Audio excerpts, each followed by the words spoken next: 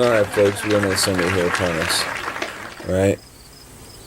I'm looking at about 9:30 here my time right now recording. I got moving late. It's another week behind us. We're like a year and a half in now every Sunday. Oh dear, let me see. I don't think I got any other videos up last week. My apologies. Not a lot of footage. It's been a lot of wet sanding. And then after that, a lot of wet sanding. And then when I'm not wet sanding, I've been wet sanding.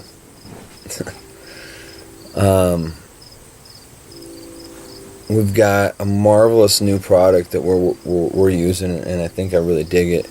I want to see it hold out long term. Let me know if anybody out there have heard anything about them, know anything about them further than what I have. It's an outfit called Mipa. They're from Germany.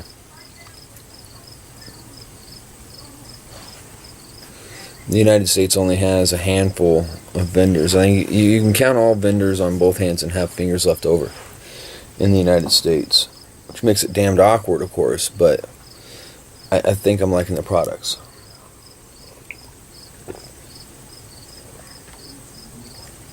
And it wasn't a dollars and cents move either. We got a sealer that's, according to all our specs, a DTM, properly prep metal. You can shoot it right on. And it actually builds. We did a test spray out on a piece of molded plastic bumper cover. And on the bottom lip, you have that raised textured plastic that's black usually. You tape that off so it stays black and you paint the rest of the bumper. Just one quick coat, one heavy wet coat over that section, that spray out, and it actually filled in that texture. And it's totally sandable. It lays out nice. I wanted to poke out both of Jeremy's eyes a couple weeks ago. He made a couple errors shooting panels. Oh, it's fixed.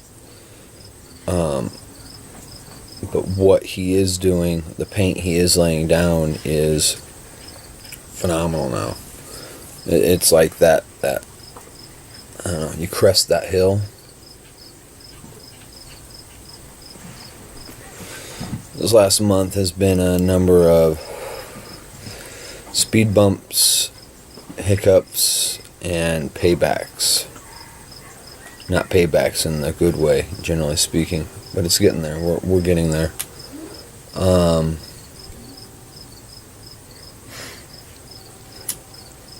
Because we've shut off the spigot, because we've stopped bringing in all the little work, all the little stuff. I actually had to have a conversation with the guy we lease from, our space from, Friday about things, and I'll explain it to you guys like I explained it to him, and I'm not being facetious or haughty or anything of the sort. We found ourselves in the circumstance that we keep on the path we're going, we'll lose a lot of really good work and customers. In about 3 months we'll be bankrupt because the little jobs we were pulled in, once you aggregate it out over the course of the year, we lose money on those. It gives us cash flow, no money. If you don't understand the difference there, you'll get it. One day you'll get it. You'll figure out just doing a job for the money to have some money. You're better off staying home and going broke slower. We're playing catch up on a lot of poor decisions. I made poor decisions. There was a time when I made the best bad decision that was in front of me. Last couple months and more, I've made the best decision for long-term standing. I explained, our situation and circumstance. Wise wears the hows. As far as I know, we have projects slotted to come in September 1st and a project to come in October 1st. And October 1st is going to drop a line hold deposit, i.e. so someone else doesn't come in, drop a deposit, bring a project in. We're going to try to maintain first of the month, bringing in new projects. And hopefully by about the 26th of the month, we're shoving out big stuff. We'll see how everything shakes out. It's all part of the new model, I guess. We went forward without any real business model. We took what work we could because we had to. And then we got to a point that we put ourselves in a corner. Moving 8 up overhead last winter. And moving 8 up savings towards overhead, just gross overhead instead of moving forward. And last winter put us even further behind.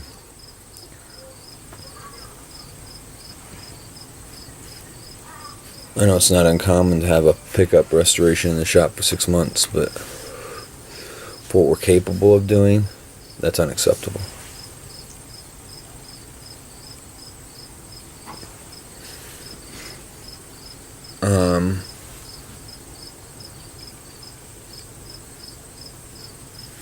Let me see there.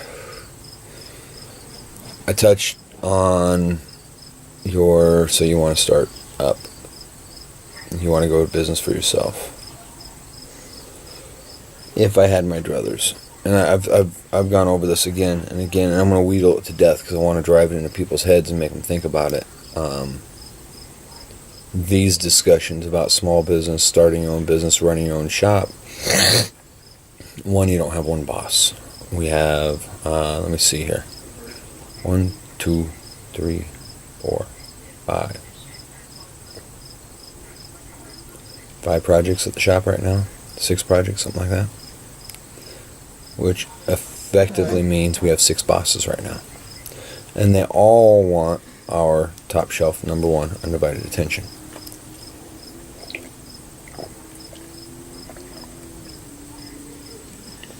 You gotta deal with customers trying to take advantage of you. You gotta get rid of those guys. Those guys that want something for nothing. You gotta deal with moments where you're flat busted bankrupt, like I was explaining to you, our last couple months. We don't have phones right now. I deal with everything strictly through emails and such, and I probably will continue with the emails for qualifying leads on work. Just for the fact of it got to a point before I let the phones go temporarily. I was on the phone more than I was laying down work. Last 2 weeks that we haven't had phones, I've gotten more per hour done than I have the last 4 weeks. I've accomplished more shit the last 2 weeks than I have the last 4. Part-timer's not with us anymore. He went on and he found other work, found good work. He wasn't fired, he wasn't dismissed. We just discussed where we're at. He needs to go find something else to do to fill the void because of our predicament.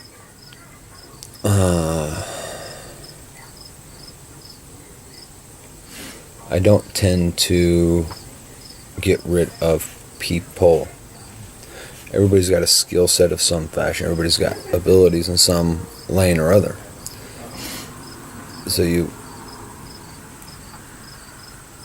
maintain that availability.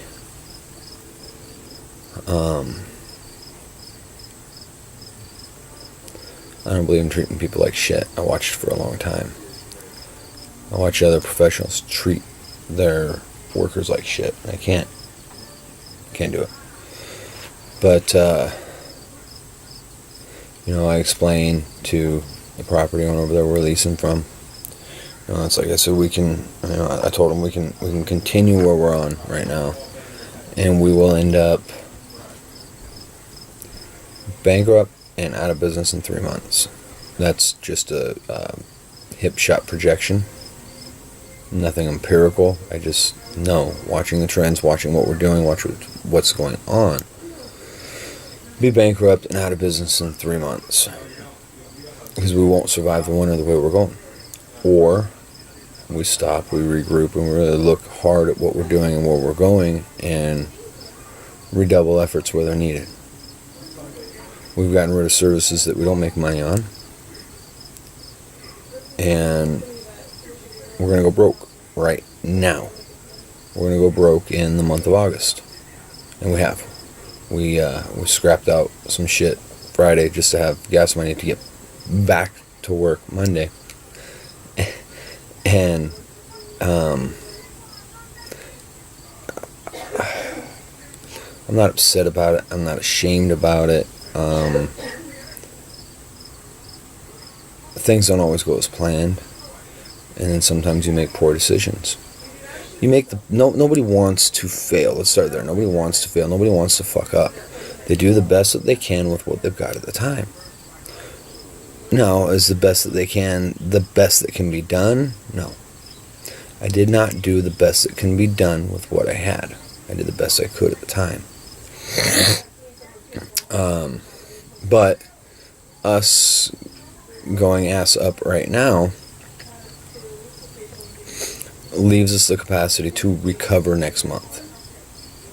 We won't recover next month, but we'll start recovering.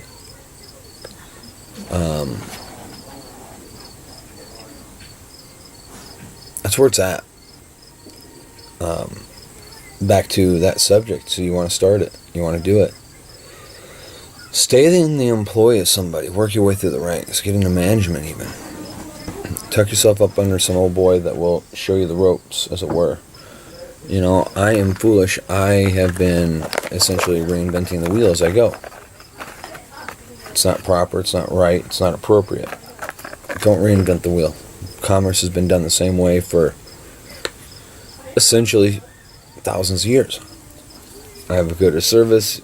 You have something I want. We exchange.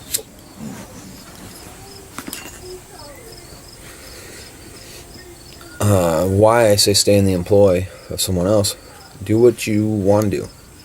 That lets you do what you want to do. You can pick the projects. You can price the projects. I can't stress enough. Don't make financial decisions emotionally. To pick up an extra 20 grand a year doing side work, shit on the side, shit that you may or may not essentially want to do, but you have some flexibility over that as side jobs. It's easy to pull down like 20 grand a year. I did it. I've done it before. Not in this particular industry. Like I said, in a past life, I was once a carpenter. I was a hell of a carpenter. If I can get my hands on it, I can figure it out. You get me into higher math, you get me into office roles, I'm not your guy. I'm not smart in those ways, okay? I'm not even smart in labor aspects. I just have blessed instinct. How's that? So, you work for someone else, you're pulling down side work, you're like, fuck, I'm making more money now than I am at my job. Well, that more money now isn't more money now. You go out full time, you now all of a sudden have to get a space to work from. You got more equipment you got to get. You've got to boost that production, you know. It's a big deal, guys. It's a really fucking big deal.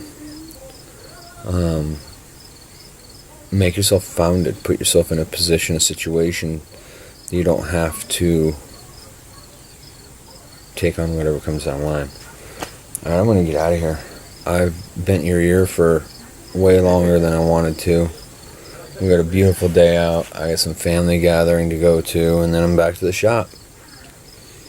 I think this will be the last time I touch on opening a business.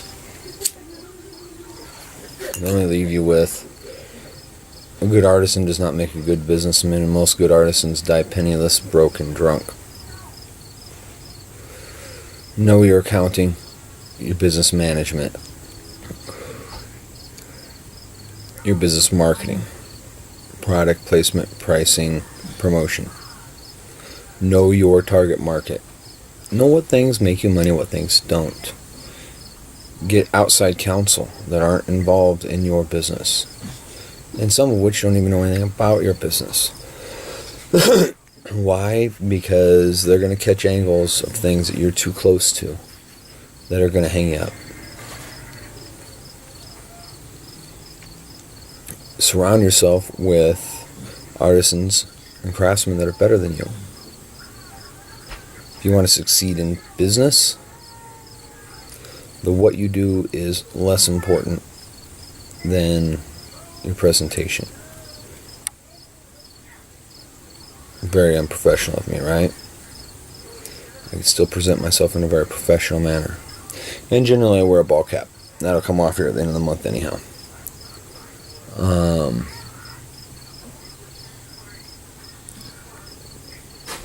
I either wear my snap-on ball cap or I wear an old driving cap.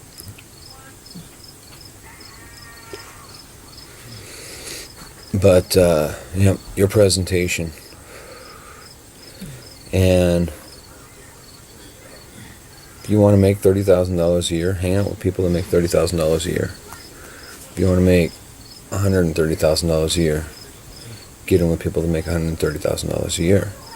If you want to be a millionaire, go meet some millionaires. There's more out there than you realize. Most of them are in real estate. You folks have a good day. I'm going to get on with my day, get this loaded up, and I look forward to feedback and hear from y'all, and we'll go from there. Have a good one.